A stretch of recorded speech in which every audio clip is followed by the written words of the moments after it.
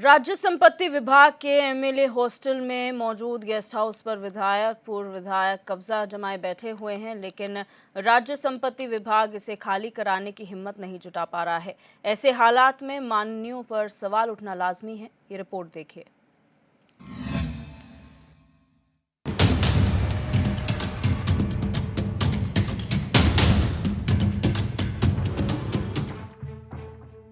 ये है राज्य संपत्ति विभाग का एमएलए ट्रांजिट हॉस्टल, जहां सूबे के तमाम मौजूदा विधायकों को एक एक फ्लैट आवंटित किया गया है। इसके अलावा कुछ फ्लैट को गेस्ट हाउस में कन्वर्ट किया गया है, जिनमें दूर दराज से राजधानी में विधायकों से मिलने आने वाले लोगों को ठहराया जाता है। लेकिन इन गेस्ट हाउस पर हॉस्टल में रहने वाले विधायक ही कब्जा जमाए बैठे हैं। सूत्रों की माने तो विधायक फकीर राम टमटा, दुर्गेश लाल, विनोद चमोली, शक्तिलाल शाह, शैला रानी रावत, संजय डोभाल, प्रमोद नैनवाल, भोपाल राम टमटा के पास तो अतिरिक्त फ्लैट ही है, पर कैबिनेट मंत्री गणेश जोशी और सुबोध उनियाल के मंत्री आवास में होने के बाद भी हॉस्टल में फ्लैट हैं।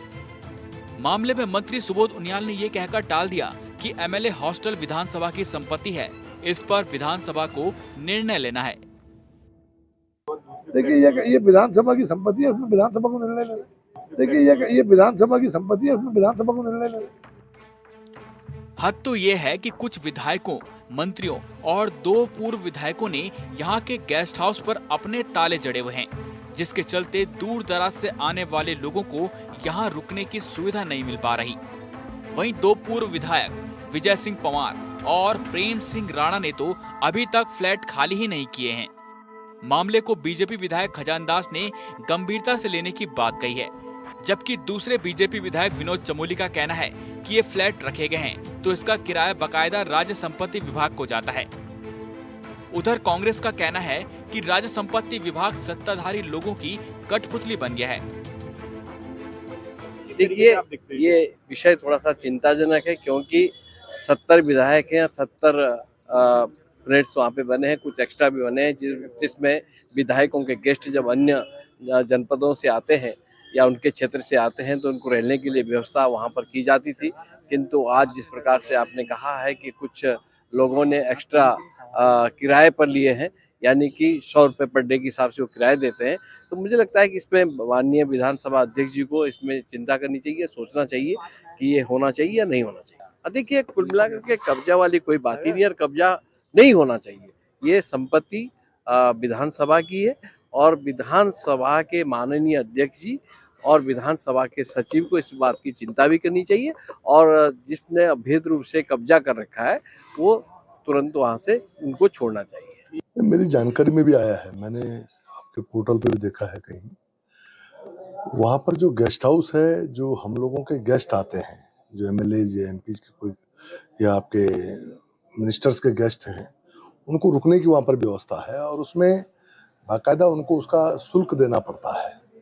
तो इस नाते अगर कोई गेस्ट आ रहे हैं और उनका शुल्क देकर वो वहाँ रुक रहे हैं, तो मैं समझता हूँ तो व्यवस्था है ही है। और उसके अलावा जो बात कही जा रही है कि वहाँ परमानेंट किसी ने कब्जा जमा रखा, ऐसा नहीं है, और ना ही कभी किसी व्यक्ति ने शिकायत की है या वहाँ पर ऐसा विषय मेरे सामने आया है। मैं तो वहाँ नियमित बैठता हूँ, आपको मालूम है, ये विषय कभी आया नहीं है। लेकिन ये भी सही है कि गेस्ट आते रहते हैं, वहाँ रुकते रहते हैं, और किसी के ज़्यादा आएंगे, किसी के कम आएंगे, जिसके ज़्यादा आएंगे वो ज़्यादा दिन तक ऑक्युपाई रह सकता है, ये होता है, लेकिन उसका बाकायदा पैसा जाता है, जो नियमानुसार है, वो नियमों का पालन उसमें हो रहा है। राज्य संपत्ति विभाग के विधायक हॉस्टल रेस कोर्स में जो है मंत्रियों के अवैध कब्जे हैं, जो विधायक हैं उनके अवैध कब्जे हैं, जो चुनाव हार चुके हैं उन्होंने अभी तक विधायक आवास खाली नहीं किए हैं। मंत्रियों को जो है मंत्री बनने के बाद जो है आवास आवंटित हो गए हैं, वो वहां से प्रदेश का राजकाज चला रहे हैं, लेकिन विधायक आवास का मोह तब भी नहीं छोड़ पा रहे हैं। वहां एक एक मंत्री के पास 4-4 कमरे, और कई मंत्रियों ने वहां पर कब्जा जमाया हुआ है। उनके जो है गुर्गे वहां पर जो है अपनी हेकड़ी चलाते रहते हैं। विधायक आवास की जो शांति है वो लगातार भंग हो रही है, वहां का माहौल भी इन लोगों ने खराब किया हुआ है। राज्य संपत्ति विभाग मूक दर्शक बना हुआ है, वो तमाम प्रयासों के बाद भी जो है विधायक आवास के कब्जे खाली नहीं करा पा रहा है। आखिर किसके इशारे पर जो है वहां पर इस प्रकार की हरकतें हो रही हैं? विधायक आवास कोई किसी की निजी संपत्ति थोड़े ही नहीं है, ये जनता की गाड़ी कमाई से बना हुआ विधायक हॉस्टल है और वहां पर टैक्स पेयर का पैसा खर्च होता है। आखिर इस प्रकार की मनमानी बर्दाश्त योग्य नहीं होनी चाहिए। सरकार को इस मामले को बड़ी गंभीरता से लेना चाहिए। विधायकों का सरकारी कमरों पर कब्जा कई सवाल खड़े कर रहा है कि आखिर राज्य संपत्ति विभाग अतिथि गृह को खाली कराने में नाकाम क्यों है और सरकार इसका संज्ञान लेकर कब कार्रवाई करेगी। एचएनएन के लिए देहरादून से अस्करी जाफरी की रिपोर्ट।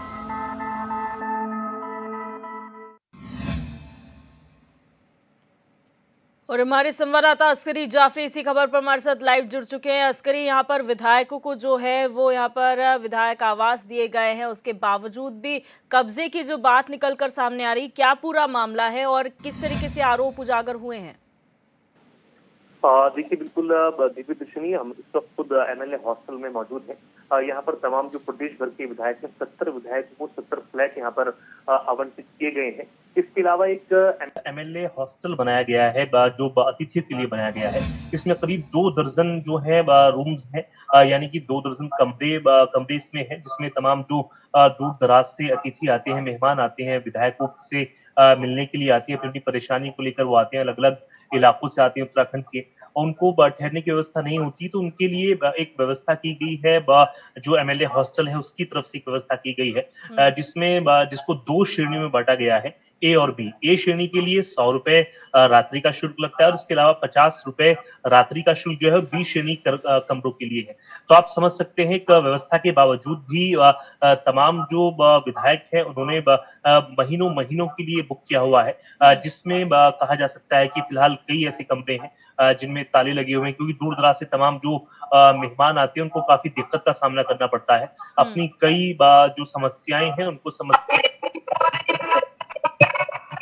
दूर दराज से लोग पहुंचते हैं, मेहमान पहुंचते हैं, उनकी रुकने का इंतजाम यहाँ पर नहीं हो पाता है कई बार। और इसमें अगर हम बात करें, जो सत्तासीन पार्टी के विधायक हैं दुर्गेश्वर लाल, उनके पास भी एक अतिरिक्त फ्लैट है। इसके अलावा सविता कपूर के पास अतिरिक्त फ्लैट है, फकीर राम टम्टा के पास अतिरिक्त फ्लैट है। इसके अलावा तमाम इस तरह के विधायक हैं जो भूतपूर्व विधायक है। अगर हम भूतपूर्व विधायकों की बात करें तो उसमें विजय सिंह पवार है, इसके अलावा प्रेम सिंह राणा जो भूतपूर्व विधायक है, उसके बाद भी उन्होंने अपने जो फ्लैट्स हैं उनको नहीं छोड़ा है। तो कहीं ना कहीं पूरी कार्य प्रणाली जो है राज्य संपत्ति विभाग की, उस पर कई सवाल या निशान खड़े हो रहे हैं। लंबे समय से ये मुद्दा उठा रहे हैं, उसके बावजूद भी जो फ्लैट्स हैं वो खाली नहीं कराए जा रहे हैं। ऐसे में जो मंत्री हैं, मौजूदा मंत्री हैं, सुबोध उनियाल हैं, गणेश जोशी हैं, उनके पास बाकायदा मंत्री आवास है, उसके बावजूद भी जो विधायक आवास है जहां पर उनके पास फ्लैट्स हैं, तो कहीं ना कहीं जो स्पेस है उसकी कभी जो है कई बार हो जाती है।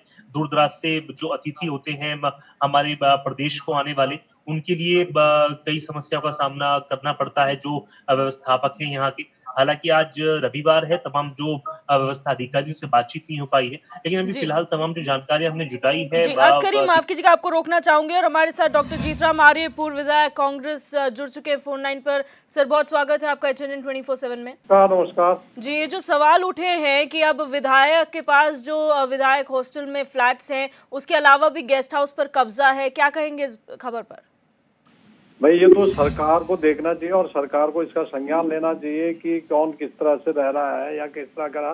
व्यवस्था सरकार की होती है। व्यवस्था अगर विधायक है उसकी व्यवस्था अलग है, मंत्रियों की व्यवस्था है, हर जो भी हमारे माननीय सदस्य हैं उनकी सबकी व्यवस्था सरकार को करनी है और देखनी है। अगर लोग दो पे हैं तो कुछ लोगों को नहीं मिला, जनता को भी सुविधा मिलनी चाहिए, क्योंकि जनता भी माननीय विधायकों के पास, माननीय मंत्रियों के पास भाई क्षेत्रों से, क्योंकि ये पर्वतीय क्षेत्र है उत्तराखंड, यहाँ दूर दूर से लोग आते हैं और दूरस्थ क्षेत्रों से आते हैं, जिसमें कि देहरादून के जैसे महंगे रिजॉर्ट या होटलों में वो नहीं पे कर पाते हैं। तो उनके लिए भी वो आवासीय व्यवस्था सरकार द्वारा की जानी चाहिए, ताकि वो लोग अपनी समस्याओं को लेकर सचिवालय में माननीय मंत्री जी, माननीय विधायकों से मिलने आते हैं, तो उनका भी अपना कार्य होते हैं, तो उसके लिए भी उसका भी ध्यान सरकार को रखना चाहिए। और ये पूरा जो मामला है वो सरकार को देखना चाहिए कि हम किस तरह की व्यवस्था करें और कौन लोग कहाँ रह रहे हैं। तो ये रहने की व्यवस्था और उसके कौन किसके पास डुप्लीकेट है, कौन अनाधिकृत रह रहा है, कौन सा इसका मिसयूज कर रहा है, ये सब चीजें सरकार को और जो राज्य संपत्ति विभाग को है उसको देखना चाहिए। राज्य संपत्ति विभाग सरकार के अधीन है और राज्य संपत्ति विभाग को ये अपना एनालिसिस करना चाहिए कि भैया हमको किसको क्या व्यवस्था देनी है।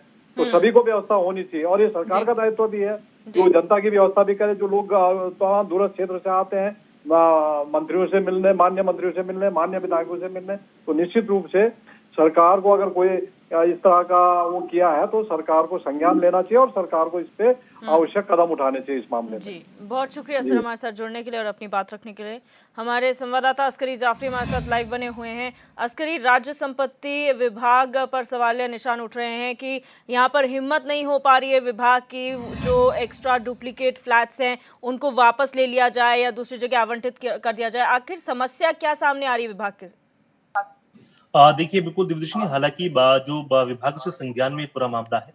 विधानसभा के अधीन जो विधायक हॉस्टल है वो चलता है। इसमें विधानसभा सचिव का जो है पूरा रूल रहता है। इसके अलावा विधानसभा अध्यक्षा भी इस पे पूरी कार्रवाई कर सकती हैं।